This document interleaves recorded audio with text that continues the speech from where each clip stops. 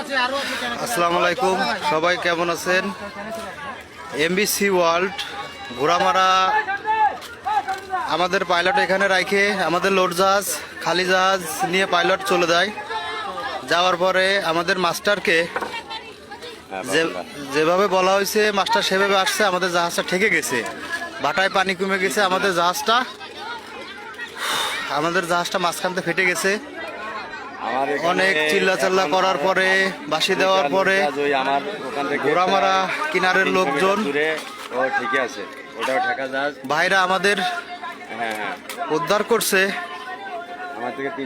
আমাদের উদ্ধার করে নিয়ে আসছে। প্রশাসনের লোক বলতেছে কিনারে উঠতে দেওয়া যাবে না। তাহলে আমরা কি মরে যাওয়ার পরে কিনারে উঠবো?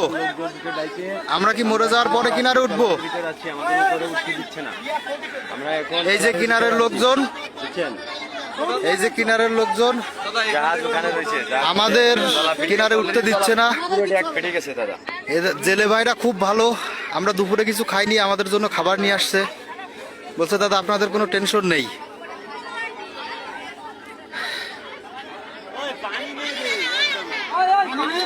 সবাই আমাদের জন্য দোয়া করবেন,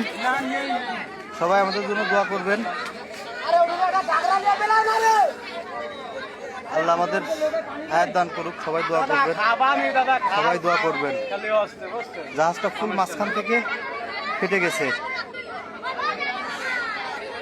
এই অবস্থা। আমাদের ল্যান্ডিং পাস নাই বিধায় আজকে আমরা কিনারে যাইতে পারতেছি না।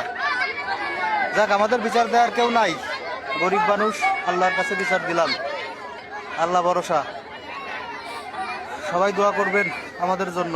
আমরা ঘোড়ামারা দ্বীপে আছি।